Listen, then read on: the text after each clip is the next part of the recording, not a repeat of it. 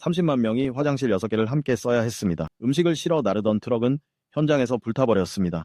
결국 한 여성이 이 진창 한복판에서 아이를 낳았습니다. 이건 재난 영화가 아닙니다. 1972년 미국에서 실제로 벌어진 음악 축제 참사입니다. 이야기는 젊은 기획자 2명, 톰과 바벡에서 시작됩니다. 작은 록 페스티벌의 성공은 그들의 더 큰 야망에 불을 붙였습니다. 그들은 인디애나주에서 전례 없는 대규모 애리우나 소다 팝 뮤직 페스티벌을 열 계획이었습니다. 유명 록밴드 30여 팀 이상이 무대에 오른다고 홍보했습니다. 티켓은 순식간에 수만 장이 팔려나갔습니다. 하지만 그들은 치명적인 변수가 이미 정해져 있었다는 사실을 몰랐습니다. 현지 정부는 대규모 군중 집결에 극도로 민감했고 금지 명령 한 장이 그들의 계획을 완전히 뒤흔들었습니다. 궁지에 몰린 톰과 밥은 행사 장소를 불 아일랜드로 옮길 수밖에 없었습니다. 일리노이주와 인디애나주 경계에 있는 늪지대였습니다. 이 장소 선정 자체가 이미 치명적인 함정이었습니다.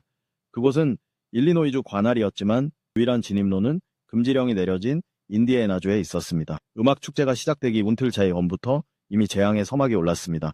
유일한 2개의 도로는 32km에 이르는 차량 행렬로 완전히 마비됐습니다.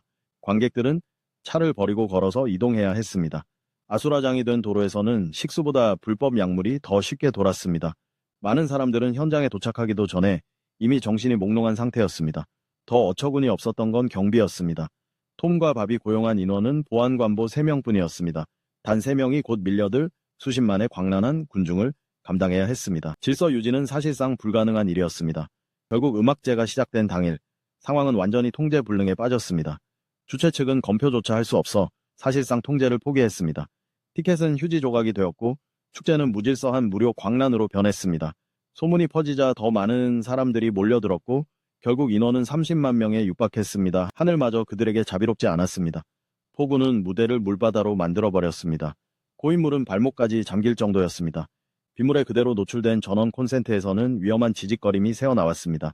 위생시설 쪽에서는 가장 끔찍한 광경이 벌어졌습니다. 주최 측이 들여온 300개가 넘는 목재 화장실은 그날 밤 통제 불능에 군중에게 뜯겨나가 모닥불감이 됐습니다. 현장에는 임시 화장실 6개만 남았습니다.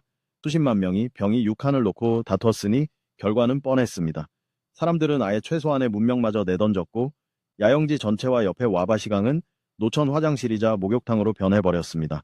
식량 보급선도 그대로 끊겨버렸습니다. 음식을 실어 나르던 트럭이 도중에 관중들에게 탈취당했다. 보급품은 모조리 약탈당했고 트럭은 불타버렸다. 굶주림과 약물 남용은 젊은이들의 감정을 한순간에 폭발시켰다. 폭리를 취하는 악덕 노점상들의 분노한 2천여 명은 순식간에 폭도로 돌변했고 노점들을 모조리 뒤엎어버렸다.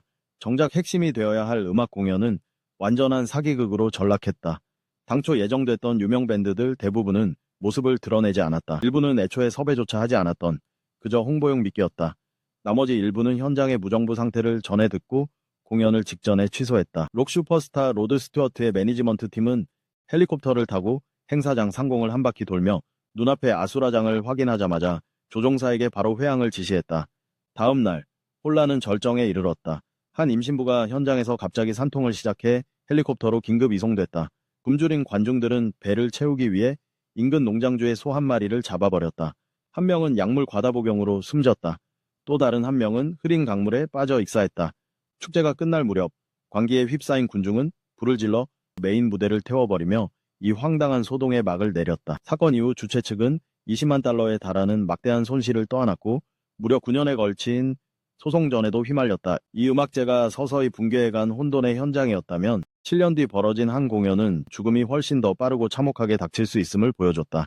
1979년 12월 3일 영국의 전설적인 록밴드 더우는 미국 신시내티의 리버프런트 콜리슴에서 공연을 열었다. 18,038장의 티켓은 모두 매진됐다. 하지만 문제의 씨앗은 바로 그 티켓들 속에 숨어 있었다. 그중 80% 이상은 페스티벌 시팅, 즉 지정 좌석이 없는 방식이었고 먼저 들어간 사람이 자리를 차지하는 구조였다. 즉 누가 먼저 안으로 돌진하느냐에 따라 가장 좋은 자리를 차지할 수 있다는 뜻이었다. 이 시스템은 치명적인 압사 사고의 불씨를 미리 심어놓고 있었다. 오후 3시, 공연 시작까지 4시간이나 남아있었지만 팬들은 이미 찬바람 속에 모여들기 시작했다. 오후 5시가 되자 체육관 밖은 이미 인산인해를 이루었다. 규정상 모든 출입문은 동시에 열려야 했다. 하지만 그날 수십 개의 출입문 가운데 열린 것은 측면 출입문 2곳뿐이었다. 경찰 책임자 데일은 위험을 직감했다. 그는 곧바로 체육관 운영 책임자에게 연락해 미리 문을 열어 인파를 분산시키자고 제안했지만 거절당했다. 이유는 밴드가 아직 사운드 체크 중이라는 것이었다. 오후 7시 체육관 안에서 새어나온 사운드 체크 소리는 결국 마지막 도화선이 됐다. 밖에 있던 군중은 공연이 이미 시작됐다고 오해했다. 그리고 순식간에 공황 상태에 빠졌다. 그들은 미친 듯이 앞으로 밀려들었고 누군가 유리문을 향해 병을 던졌다. 사람들도 잇따라 따라했다. 유리가 산산이 부서지는 순간 악몽이 시작됐다. 군중은 둑이 터진 홍수처럼 좁은 입구로 몰려들었다. 뒤쪽 사람들은 하나, 둘, 셋, 밀어 라고 외쳤다. 그 구호에 맞춰 몸으로 밀어붙이며 거스를 수 없는 힘을 만들어냈다. 입구 전체는 거대한 인간 압력솥이 되어버렸다. 키가 작은 사람들은 두 발이 땅에서 떨어진 채 군중에 떠밀려 앞으로 휩쓸려 갔고 가슴이 심하게 압박돼 숨조차 쉴 수 없었다. 의식을 잃고도 쓰러지지 못하는 사람들도 있었다. 그들은 질식해 가면서도 군중에 떠밀릴 수밖에 없었다. 입구 주변에는 신발과 장갑, 그리고 피 묻은 유리 파편이 흩어져 있었다. 군중이 마침내 흩어진 뒤 직원들은 입구에서 쓰러진 관객들을 발견했다. 소방서장은 공연을 즉시 중단하라고 요구했지만 2차 소요 사태가 벌어질 수 있다는 이유로 그 제안은 받아들여지지 않았다. 그렇게 가장 아이러니한 장면이 벌어졌다. 무대 위에 더후는 열정적인 공연을 이어가고 있었고 그들은 전혀 알지 못했다. 불과 수십 미터 떨어진 곳에서 누군가는 그들의 공연을 보려다 목숨을 잃고 있었다는 사실을 공연이 끝난 뒤에야 그들은 진실을 전해 들었다. 11명이 숨지고 26명이 다쳤다. 사망자 대부분은 10대와 20대 젊은이들이었다. 사인은 모두 질식과 다발성 타박상이었다. 마이클 레드는 이 비극으로 아내를 잃었다. 그는 인파 속에서 아내와 헤어졌고 군중이 빠져나간 뒤 그의 눈에 들어온 것은 의료진이 들것을 들고 지나가는 모습이었다. 그 위에 누워있던 이는 바로 그의 아내의 시신이었다.